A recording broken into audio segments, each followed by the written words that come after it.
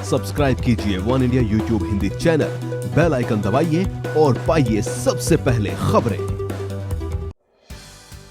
नमस्कार, मैं हूं पूजा वशिष्ठ और आप देख रहे हैं one India Hindi YouTube channel. आज की बड़ी खबरों में आपका स्वागत है। गुजरात में कुछ पाटीदार नेताओं के इलाके में प्रदर्शनकारियों ने 2 बसों में आग लगा दी। आपको बता दें, बीजेपी युवा मोर्चा के नेता हार्दिक पटेल के संरक्षण में बीजेपी की बैठक आयोजित हुई थी, जिसमें कुछ प्रदर्शनकारियों ने हंगामा मचाया। आपको बता दें, बीजेपी जगह जगह इस समय विधानसभा चुनावों को देखते हुए बैठकें आयोजित कर रही है। इसी के चलते कुछ प्रदर्शनकारियों ने हंगामा मचाया। पुलिस को प्रदर्शनकारियों पर लाठी चार्ज करना पड़ा और कुछ को हिरासत में भी लिया गया। गुजरात में सूरत के पाटीदार नेताओं के दबदबे वाले इलाके में देर रात अज्ञात प्रदर्शनकारियों ने 2 बसें फूंक दी।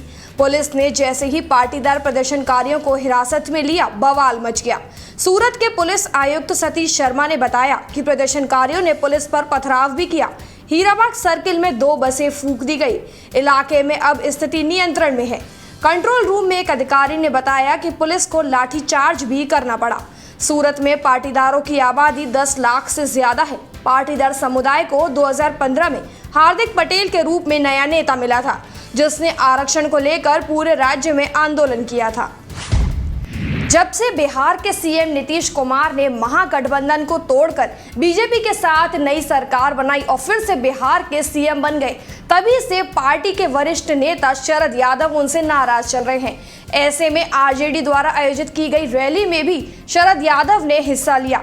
इसी के चलते पार्टी के वरिष्ठ नेताओं ने शरद यादव और अली अनवर को पार्टी से बर्खास्त करने के लिए वेंकैया नायडू को ज्ञापन सौंपा है। ऐसे में शरद यादव और अली अनवर की मुश्किलें अब बढ़ती ही जा रही हैं।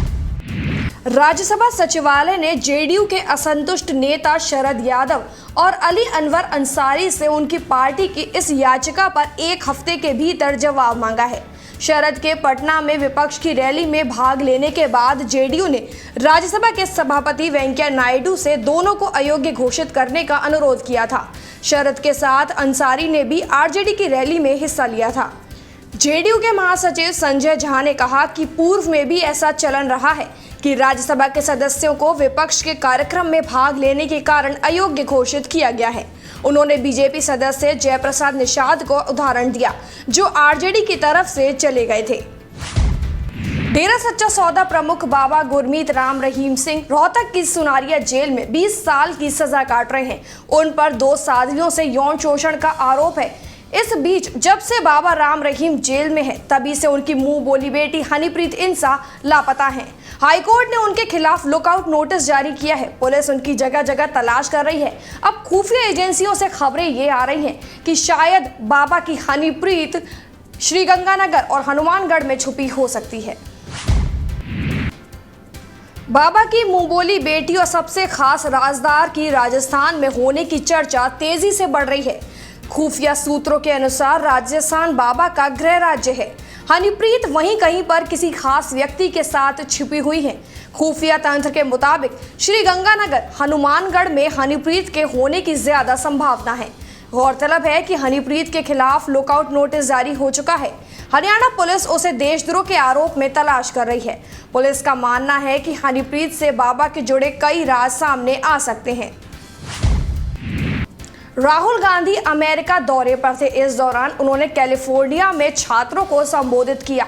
अपने संबोधन के दौरान राहुल गांधी ने कई बार इशारा किया कि हो सकता है वो 2019 में पीएम पद के लिए उम्मीदवार हों। ऐसा भी माना जा रहा है कि आने वाले महीने में राहुल गांधी ही कांग्रेस पार्टी की कमान संभाल सकते हैं।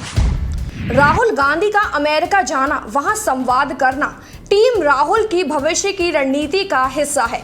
राहुल के अमेरिका में दिए बयान और सवालों के जवाब इशारा कर रहे हैं कि उनकी राजनीति भविष्य में किस दिशा में जाने वाली है। राहुल ने अपने संवाद में पार्टी अध्यक्ष की कुर्सी हो या फिर प्रधानमंत्री पद की उम्मीदवारी, दोनों की ही तरफ संकेत दे दिया। वे तैयार हैं। यह सब कुछ यूं ही नहीं हुआ है। इसके पीछे मोदी विरोध की राजनीति, नीतीश का अलग होना और भविष्य के लिहाज से राहुल गांधी का तैयार होना तय है। आज की बड़ी खबरों में फिलहाल इतना ही। देश, दुनिया, राजनीति और खेल जगत से जुड़ी अन्य खबरों को देखने के लिए लॉग इन कीजिए one India Hindi YouTube channel.